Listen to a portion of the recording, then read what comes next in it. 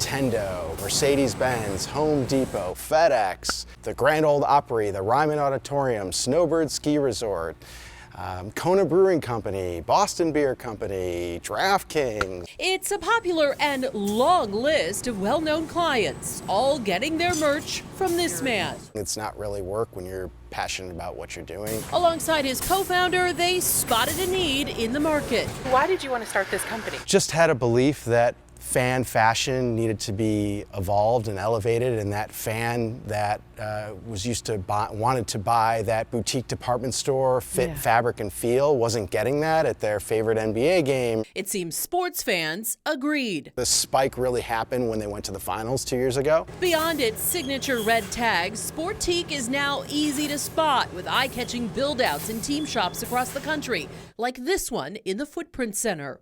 So we have 100 employees now. We started with 2, my business partner and I, both working out of our apartments, and we've grown it quite significantly. All of it coming from this 30,000 square foot production facility in Phoenix. How many t-shirts and things move through here? We like to say comforted, so we've comforted now over 6 million people. His best advice for those who not only want to model his shirts, but model his business savvy? Know what you're good at, know what you're not good at. Amber Patton was an Army veteran who had survived Iraq, but she was alone, and it was late that night when she pulled up her driveway and into her garage. Just before 11 p.m. on September 19th. We all believe that we're safe at home. Amber Patton gets out of her car, is confronted by 2 gunmen in the garage. Shots are fired as Amber flees into the house. What they did at that house was just savage. In the hall, Amber's backpack and dinner are spilled all over. And in the bedroom, Amber's bloody body is on the floor. Something's not right. 40 miles away in Casa Grande. I was awake all night long, tossing and turning, and I thought, what the hell? Amber's mother's sleepless night turns into a nightmare the next day when police show up. Says Marilyn Sukla, and I said, yes. And then he said, Amber Patton, and I said, yes. And he basically gave me a bullet when he said she's deceased. Amber was 34. She served in Iraq, and she narrowly escaped a mortar strike that killed a close friend. Coming home, Amber didn't feel like much of a hero despite her honors and awards. She blamed herself for that because, this girl died. But her kind heart always showed through. And there's me and her, and me and her. This is just frickin' beautiful. This is Amber. She was a giver. Amber would have given those attackers anything, her mom said. They did not need to kill her to get her car. And her car's definitely not out front, right? Police say this was not the attackers' first crime, nor even their first murder, but it would be their last after a crime spree that spanned 2 months. It was almost like a case of Grand Theft Auto. That violent video game became reality and hit a climax on September 19th. According to police and court records reviewed by ABC 15, the gunman started just after midnight in this central Phoenix parking garage, carjacking a man. His stolen car resurfaces in Chandler near Riggs and Gilbert Roads after 9 p.m. when a passenger gets out and steals $10 of beer from this Circle K. When the car crashes 2 miles away, 3 occupants run off. Gilbert police search but come up empty-handed, not knowing just blocks away on Augusta Avenue, 2 of the criminals spot their next target, Amber Patton, pulling into her driveway. And they were just looking for another getaway. That is correct. The next morning, Amber's roommate discovers her body, her car found crashed near Florence, and at 5 p.m., another carjacking, this one in Mesa. It is also caught on camera. These are images from the vehicle's ignition interlock device. There's also a kidnapping of the car's owner because the assailants don't know how to drive a stick shift. And police later say one of the suspects isn't even old enough to have a driver's license. It took a toll on our detectives and our patrol officers and our forensics in this incident, especially when we found out the ages of the individuals involved. We were just shocked. The boys who were arrested are Corbin McNeil, who was 15 at the time, and 16-year-old James Quintero. How do you understand that? You know, Quintero and McNeil have been indicted on 25 felony charges dating back to July. But it was only after Amber's murder in September that a multi-jurisdictional police team got together to compare forensic and photographic evidence leading to the boys. Them killing her ended the crime spree. So, if that's what it took to keep another family from going through what we're going through, then I know she didn't die in vain. McNeil and Quintero were charged as adults, and if convicted of all charges, they could face life in prison, but not the death penalty, because they were under 18 at the time of the crimes. I'm investigator Melissa Blasius, ABC 15, Arizona. Nicole Anderson remembers the moment well. My phone rang and it was the extension of the hospital, and I was like, oh, here we go. This will be a call that may change our lives forever. When her daughter Alexandra was born. Everything was like typical, uneventful birthday. She came into the world and she was full term and just amazing. But at 6 months old, she started to kind of fall off that milestone chart. And so we were concerned and decided to address some of those concerns with her pediatrician. Genetic testing revealed Alexandra was born with Pitt-Hopkins syndrome. I didn't even know what it was, but immediately I thought, is this going to end her life? What is this? Pitt-Hopkins syndrome impacts the 18th chromosome. And that one gene is actually a pretty critical gene in our bodies. Without it, or at least without half functioning of it, she's not able to communicate verbally like you and I do. Doctors also told Nicole Alexandra might never be able to walk. Early on, when I was thinking about, okay, she may never walk, she may never talk, I grieved much harder on the fact that she will be locked inside of her body forever and not be able to voice her needs and wants. Nicole's research did confirm one thing that changed her entire family's outlook on Alexandra's future. She should live a wonderful, long, fulfilling life. And knowing that, I decided right then and there that we would do everything humanly possible to give her the best life that she deserves, that any kid deserves, right? The Andersons enrolled Alexandra in speech and physical therapy early. By 20 months, she was already being evaluated for a device. I had already done research and dove headfirst into what do I need to give her access to unlock a voice. Are you going to share the candy with your sister? And 8 years later, No. Alexandra is finding her voice using augmentative and alternative communication, or AAC. Somebody like Alexandra, it's been so beautiful to watch her grow. How are you feeling? Brett Martin, an AAC specialist, has worked with Alexandra for 2 years. Sick. Are you really sick today? No. No. With a lot of support, we're pushing her to expand that language to places that maybe family, its community herself didn't think that we could get to. Alexandra has advanced from using a pod. Pragmatic Organized Dynamic Display, PODD. Essentially, there's thousands of words in here. And you start off on the first page with, saying like, I have more to say, and then you just follow the numbers. To using an iPad with more and more ways to express herself. And we're so proud of you. I'm 8 years old. You're 8 years old, my goodness. Hitting what Nicole calls inch stones along the way. I refer to them as inch stones because milestones are always so far apart for us. So the little inch stones, like I mentioned, are just those little things, and all added up, then you get to that big goal because we celebrate everything in between. Inch stones that became a major milestone when we met Alexandra last month. It's been a lifelong goal of ours for her, is to get her to walk without being in any assisted gait trainer or walking device and just walk beside her parents. And she did that today, so it's a big deal. She's just starting to finally hit some of these major milestones that, the medical journal said she probably wouldn't ever hit. Good job. You did a jump. That was great, buddy. Javier Soto, ABC 15, Arizona. We're here at SER Studios in Chandler. This is one of several practice spots across the valley for this unique program. And believe it or not, the idea for this actually got started with sports. I made it Little League for rock and roll. Steve Berg knows baseball. Music, not so much. I can't play a note of anything on anything. But he knew something had to change when his son chose drums over the diamond. Why don't you have for music like every other kid's activity has, where it's organized, run by parents?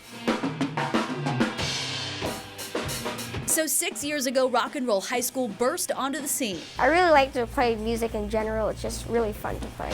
Giving aspiring musicians of all ages, levels, and genres places to learn and practice, to meet potential bandmates, and book real gigs on a regular basis. This whole thing has helped me just with people in general, and just it's helped me know what to do on stage and know how to perform.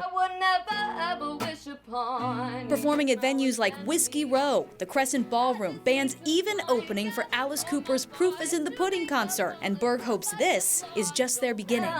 So that I understand. When you're this age, this is the time to do it. This is the time to go for it. In Chandler, Danielle Lerner, ABC 15, Arizona. Hours before kickoff, thousands of fans lined up across the street from State Farm Stadium. Not for the big game. I said this event has Guy Fieri, so I'm about to come out today. But to see the mayor of Flavortown himself at the first ever Guy Fieri Flavortown tailgate. Who throws a free party for 10,000 people? Free tickets to the event were snatched up within 18 hours of going live, and the party was rocking. Country band Low Cash pumping up the crowd. While fans of football and Fieri lined up for some of the best Triple D bites Arizona has to offer. I specifically did not eat breakfast so I could be here and stuff up on everything that I can. The Spicy Wing Challenge! LaShawn Shady McCoy and Chad Ochocinco Johnson faced off in a hot wing eating contest.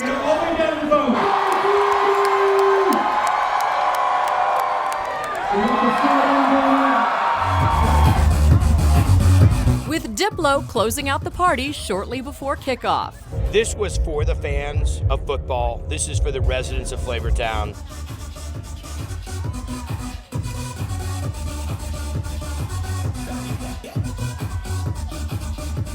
This special election, school districts in Maricopa County are asking for $1.6 billion in bonds and overrides.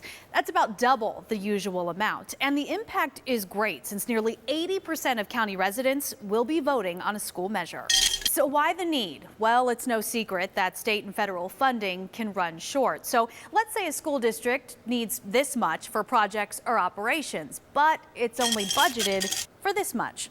A bond or override can help fill that gap through local property taxes. Now to what they do.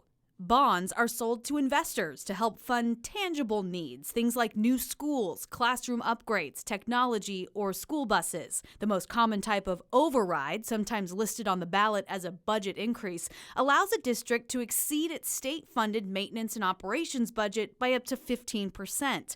That money goes toward what happens inside the classroom, like teachers' salaries, smaller class sizes, counselors, or special programs like workforce prep and all-day kindergarten. They're good for 7 years, but dwindle down in the final 2 years, so that's why you'll often see a renewal request from your district in year 4 or 5 to keep a consistent level of funding. This is an all-mail-in election, so make sure you return your ballots by October 30th. Also, you can drop them in person at a replacement ballot location or drop box on Election Day. We have a full list of those locations, plus specific information on your school district, up right now on abc15.com. I'm Danielle Lerner, ABC 15, Arizona. What goes in must go down. Everything that is flushed down the toilet, down drains, anything of that sort, anything in our collection systems comes to us. A private matter exposed at a wastewater treatment plant in Surprise. The team there sees everything. Rubber duckies, little matchbox cars, and we've actually found key fobs. And a trace of poo, not that poo, Winnie the Pooh. Oh, bother. This 100-acre wood toy cost the facility and you $40,000 after it got stuck in a tube. There are things that should not be flushed. Like cash and coins. Yes, people are literally flushing money down the toilet by accident, it would appear. Also on the naughty list, according to the city, sanitary wipes. Well, it gets through your system, but it causes issues on ours. Surprise says this just cost taxpayers $500,000. The facility recently installed screens to help catch the stuff you shouldn't be flushing. It's our first line of defense. No buts about it. You can see it there. Some wipes just aren't dissolving by the time they get to the wastewater treatment plant. And if they get past those screens... These items are typically submerged, so they tend to accumulate what we call rag balls or cousinets. Overload one mixer, and that's a $20,000 cost. What we're trying to do is educate everybody. To be gross or a guardian regarding our sewer system. The campaign just launched by the city of Surprise, but this is a tissue issue everywhere in the valley. Bottom line, flushing the right way will protect your pipes, the city's infrastructure, so the costs don't get passed down to you.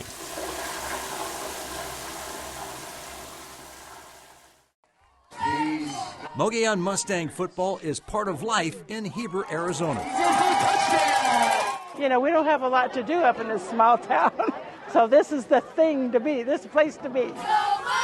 That's what people live for down here, is coming to the Friday night games and under the Friday night lights. The tradition is ingrained deep into this community.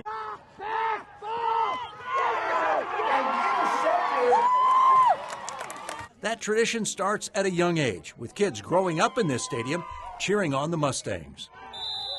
I've always just wanted to be a part of like the Mogollon football team. Head coach Rick Salmon has been part of Mogollon football for 25 years now. I mean, you think I was the mayor at times, you know, and all I do is coach football here. He's known many of his players since they were kids, even coaching some of their parents.